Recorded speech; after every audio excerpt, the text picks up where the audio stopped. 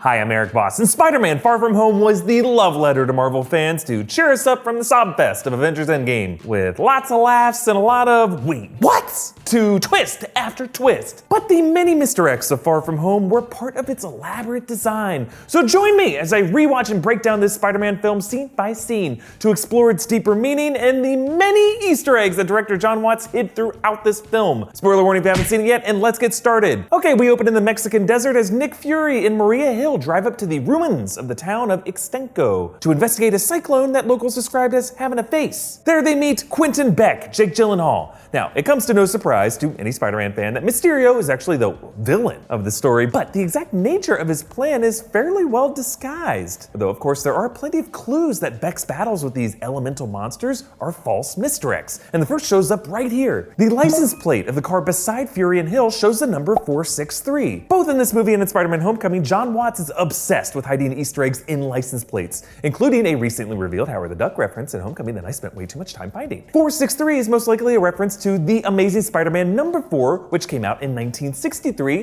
which was the introduction of the villain Sandman. But this sand monster that they're fighting is not Flint Marko's Sandman, it's what Beck later describes as an elemental. So including this deliberate Sandman reference on the plate is a deliberate misdirect by the director. He's telling us eagle-eyed viewers, hey, good job, you think you found the truth, but that truth is a lie. He's saying trust nothing in this movie. Before I continue, thank you to Marvel Collect by Topps for sponsoring this breakdown. Marvel Collect is a digital trading card app, free to download, free to play, with a vast collection of cards from Spider-Man, Avengers, Guardians of the Galaxy, X-Men, and more. You can download Marvel Collect from the iTunes App Store or Google Play Store worldwide, or use our download link in the description below. With Marvel Collect, you can collect, trade, and connect with a global community of Marvel fans. I love how these cards feature content from both the current cinematic universe of Marvel and the classic Marvel comics. So you can celebrate the release of Spider-Man Far From Home with a card of Peter Parker swinging through the Venice canals, or a card of Kate Bishop, and if Hawkeye's trainee from the comics ever shows up on the big screen, you could be like, yeah, I got that card. And the app has a program called First Printing, kind of like how comic book editions are printed based on demand. It's just a very cool take on a classic hobby experience. We here at New Rockstars are also working with Topps to do a special giveaway contest that I will talk about later on in this breakdown. Okay, moving on to an over-sentimental tribute montage to the fallen of Endgame. Tony Stark, Natasha Romanoff, Vision, all set to Whitney Houston's I Will Always Love You. And it's interesting that Cap was included here, considering he survived the battle. But with his return trip back to the 40s and aging into Clint Eastwood, the general public must have assumed that he didn't make it. Either way, he's not part of the world anymore. I like the detail that since this montage was edited by high school students, some of the images have Getty Images watermarks on them. This tribute is on the Midtown Morning News, again hosted by Betty Brant and Jason Iannello. They recount their take on Thanos' snap in Infinity War and Hulk's snap back in Endgame, a 5-year period that they're now referring to as the blip. Much better name in my opinion. And they show it with video footage of the marching band dusting, but then returning 5 years later mid-basketball game, one of those band members getting nailed. Some of the music that we hear in these opening minutes is a track by composer Michael Giacchino's son, Mick Giacchino, a film musician in his own right. And the track is titled If You're Snappy and You Know It. Clever. Betty and Jason mention how kids younger than them are now their age or older, including Brad Davis, a wimp turned hunk, and in my opinion, the true villain of Far From Home, hashtag F you Brad. He's played by Remy Hee. In the comics, Brad Davis was the name of the football player who dates Mary Jane Watson. Betty says it's time for them to move on, which has got to be a nod to the move on that we've quoted way too much in the months before Endgame. Some people move on. Move on. And let us move on to Peter and Ned. Now, their classroom is lined with Iron Man tribute art that shows up all over the world of this film, yet no art for Black Widow. Peter mentions his plan to win over MJ, including buying her glass jewelry in Venice in the shape of a Black Dahlia, her favorite flower, which is a reference to the famous Black Dahlia murder case in LA in 1947. Very grisly. But also in the Marvel comics, the Black Dahlias are also the name of a female street gang who protect women from violence. Peter appears at Aunt May's charity event for the homeless, which could be a nod to Feast, the homeless relief organization from the Spider-Man comics and games. Happy Hogan shows up with a nice big check from Stark Industries, signed by Pepper Potts, suggesting that life is moving on with Pepper still in charge of Tony's company and charity foundations. But in the background is an old wrestling poster listing Crusher Hogan, which is the name of the wrestler that Peter Parker faced in the exhibition match back in his comic book origin. And actually on that same poster, beneath Crusher Hogan, is the name Bonesaw McGraw, which is the name of the wrestler character that Macho Man Randy Savage played in the Sam Raimi Spider-Man exhibition match.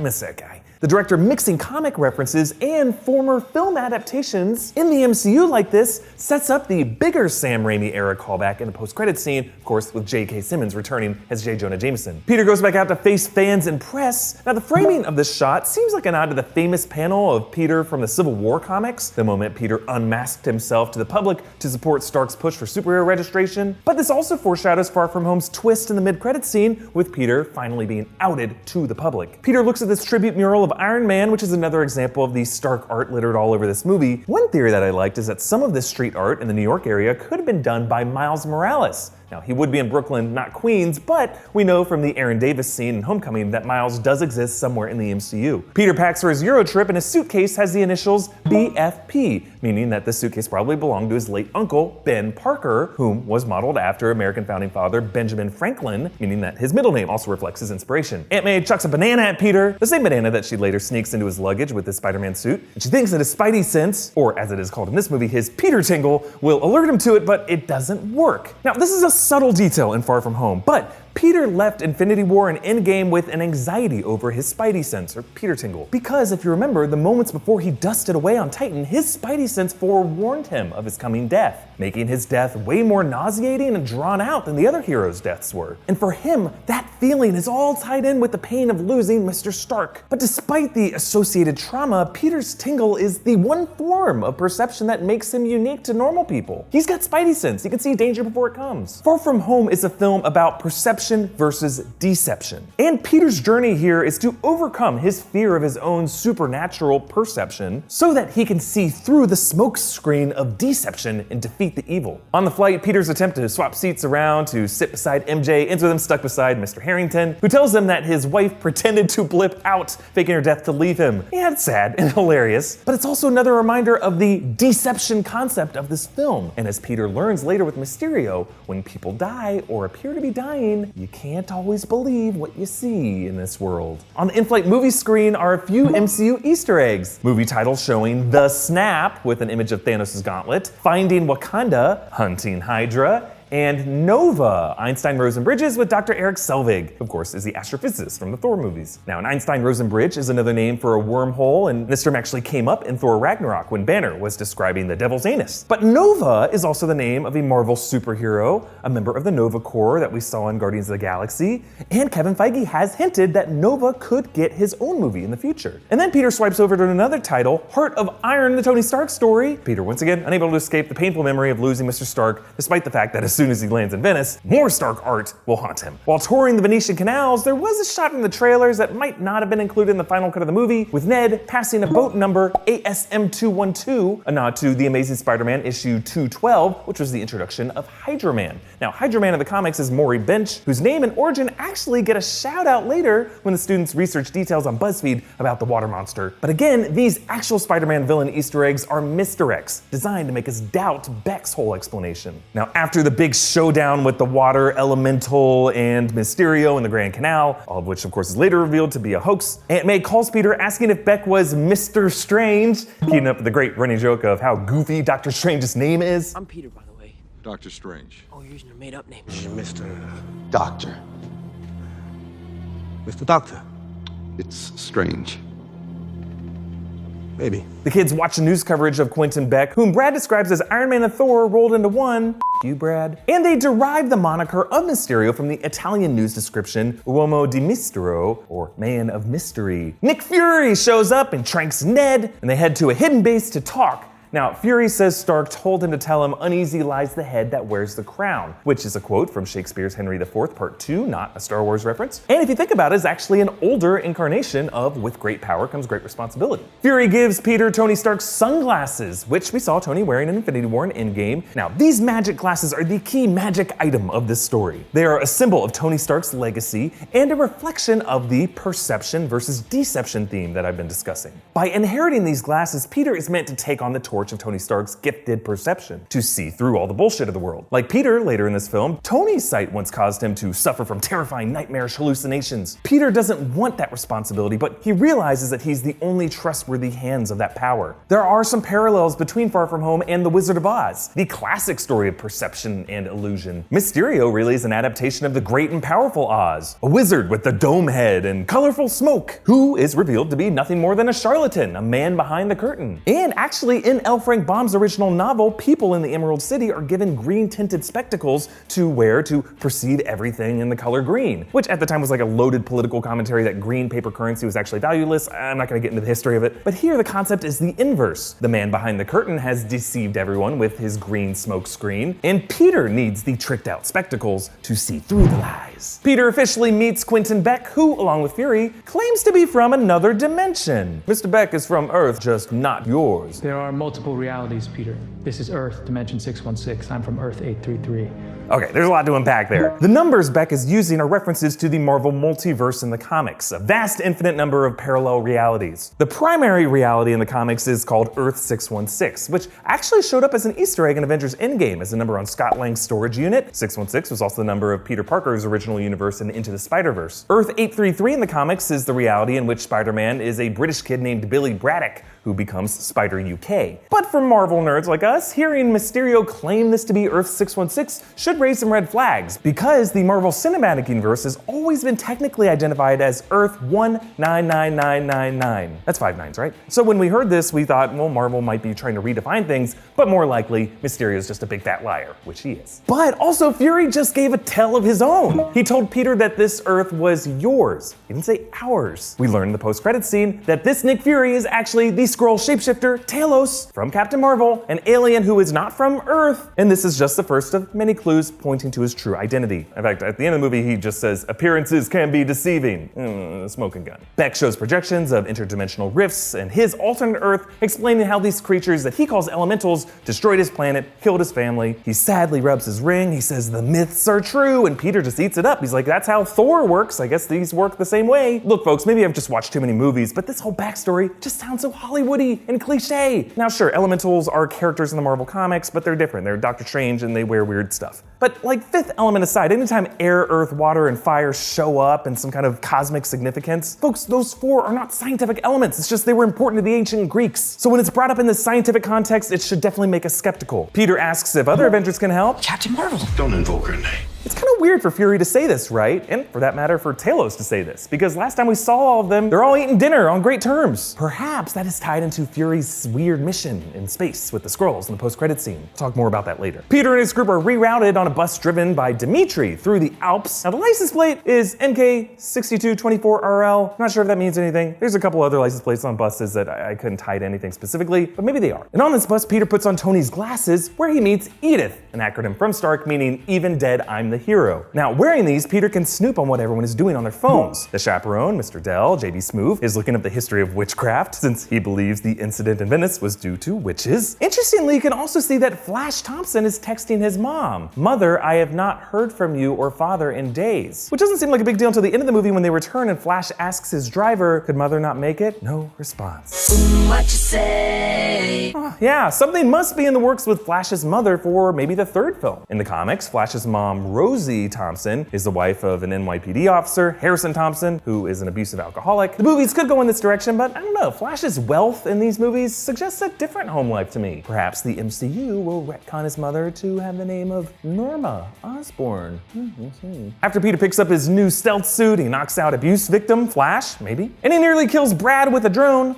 you, Brad. The group arrives in Prague, where Peter ditches them at the opera to help Quentin Beck defeat the fire elemental during the festival. Now, there's actually another Easter egg on the license plate of Nick Fury's car. It says ASM 28965, which is a nod to Amazing Spider-Man number 28, released in September, the 9th month of the year, in 1965. This was the introduction of Molten Man, whom, like the fire elemental here, is based on a liquid metal alloy. Peter and Beck get a victory drink in a nearby bar where the Jam's Town Called Malice is playing. Now, this 1981 song was featured prominently in another famous Euro trip movie, National Lampoon's European Vacation, and it was featured in the 2000 film Billy Elliot, the play-stage musical version of which gave Tom Holland his first big break. Did I force that trivia point? Kinda. Peter decides to give Beck the Stark glasses, shirking this responsibility. And he leaves, and then the bar patrons and decor fade away as projections. And in a very exposition-packed victory speech, Quentin Beck reveals his secret evil plot. So it turns out Beck leads a group of former Stark Industries engineers who feel spurned by Stark's mistreatment and spurned by his decision to give Edith to Spider-Man, not to them. So they combine their resources to create projected illusions of elemental monsters that Quentin Beck can swoop in and defeat, playing the media to become the new Iron Man. Beck reveals that he invented BARF, the binary augmented retroframing tech that Tony showed off in Civil War, and is now using the same hollow projections to trick the world. And naturally, he hates that Tony called it BARF, although I think we all love it. Beck's team parallels the production crew of a play or a film. He is a director and lead actor. His director of photography or visual effects artist is William Ginter Riva, a cameo callback all the way back from Iron Man. He was the guy Obadiah Stane chewed out. Tony Stark was able to build this in a cave with a box of scraps. I'm not Tony Stark.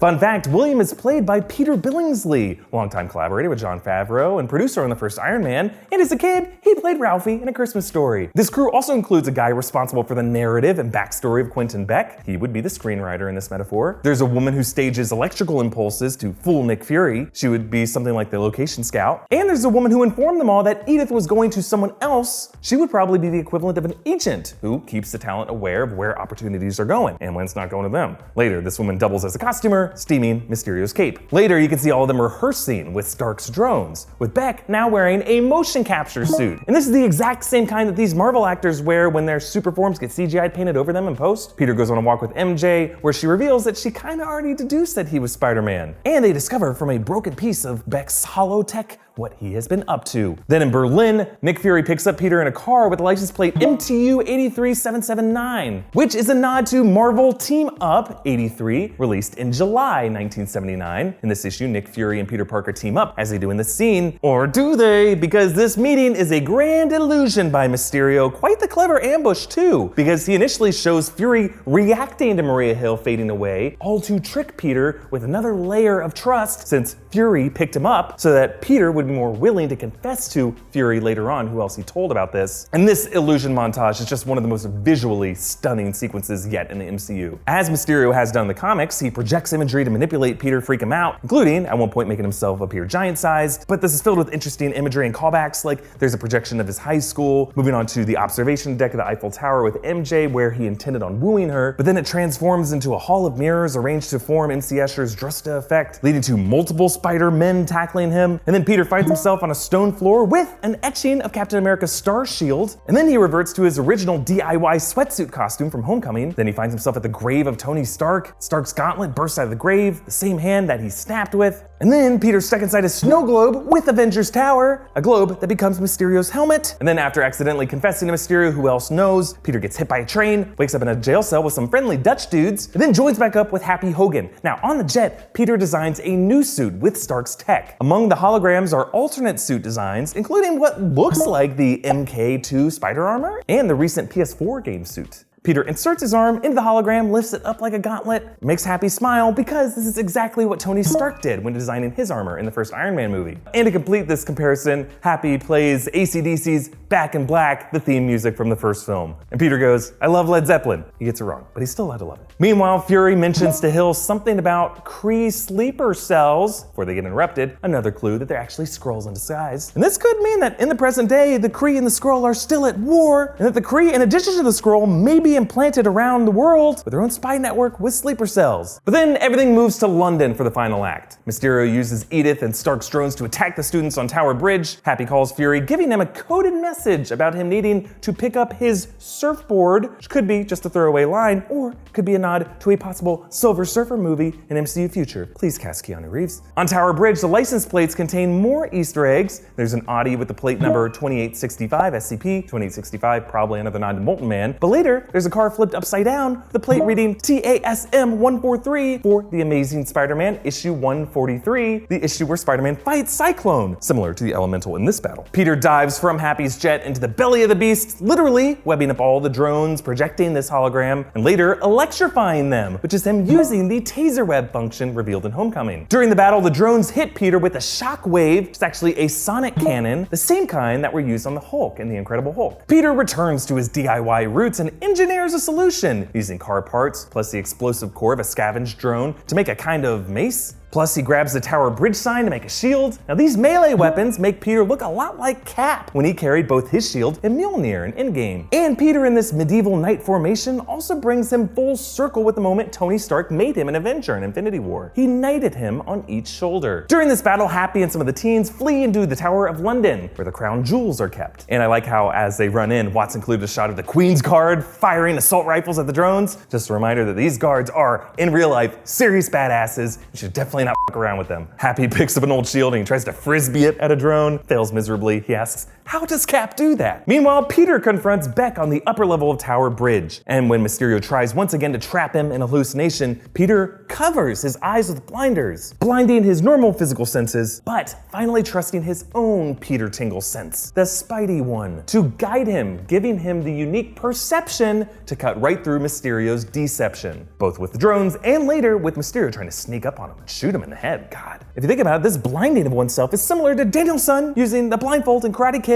to kick Johnny's ass. So Peter regains Edith, orders her to execute all the drones, the audio of which Beck and William will later use to frame Peter as the true villain in the mid-credit scene. As Quentin Beck breathes his final breaths, he says, people need something to believe. In these days, they'll believe anything. Pretty chilling final words, with Beck, even in death, embracing the deception principle that Peter's perception has defeated. Or has it? Many are wondering, rightly, how Peter could have so easily reacquired Edith, since remember, he had to basically reboot her and hand her off to Beck earlier. Beck definitely didn't do that for Peter. So could Beck have rigged Edith to perform one last deception on Peter into thinking he's dead? We did learn earlier that Edith stands for Even Dead, I'm the Hero, which is in effect what Mysterio does after his death, paints himself as the hero. So what if in addition to Stark, that acronym applies to Mysterio, a seemingly dead presence whose threat will only grow from beyond the grave? So they return home, and the final sequence shows Peter triumphantly swinging through New York. If you look closely, he passes through what was once Avengers Tower, but now it kind of has a mid-level atrium, suggesting some new ownership. Could it be Oscorp? Could it be the Baxter Building of the Fantastic Four? We will see. And then when he swings down to MJ, there's a sign in the far background with a timeline of arrows pointing to the right, numbers 1, 2, and 3, and then a question mark with the words,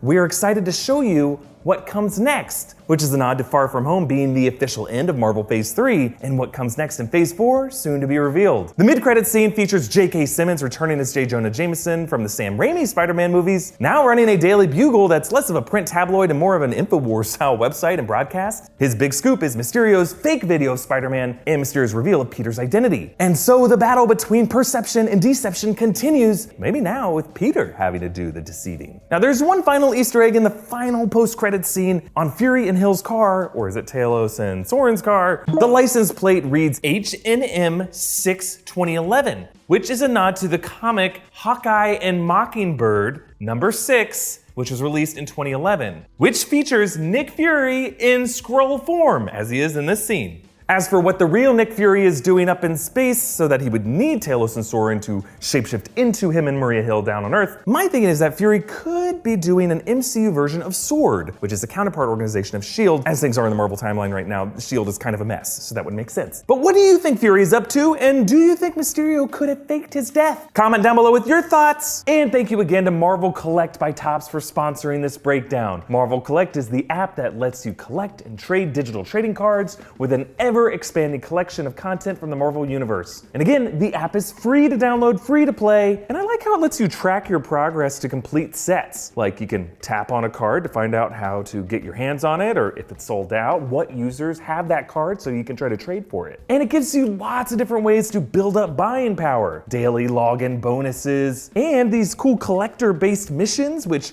keep you on track with daily and weekly goals to earn currency in the app and use that to open digital packs of cards. And we got a special bonus just for you guys. So the folks at Topps were super nice to send me this Infinity Gauntlet, and we also have one that we're gonna give away to one of you in a special giveaway contest. You can enter to win the gauntlet just by clicking on the other link in the description, and then on that site, all you gotta do, just follow the steps, and you will be entered for that Infinity Gauntlet, plus a larger grand prize drawing with the opportunity to win an iPhone 10 or a Samsung S9. Can I enter this contest? I want one of those. So anyway, jump on this giveaway, and remember, you can download Marvel Collect by Topps with our download link in the description, or find it on the iTunes App Store or in the Google Play Store worldwide. Follow me on Instagram and Twitter at EAVoss, and subscribe to New Rockstars for breakdowns and theories about everything Marvel. Thank you for joining me, and hey, actor Remy He, you were great in Far From Home, no hard feelings, but when it comes to the character that you played,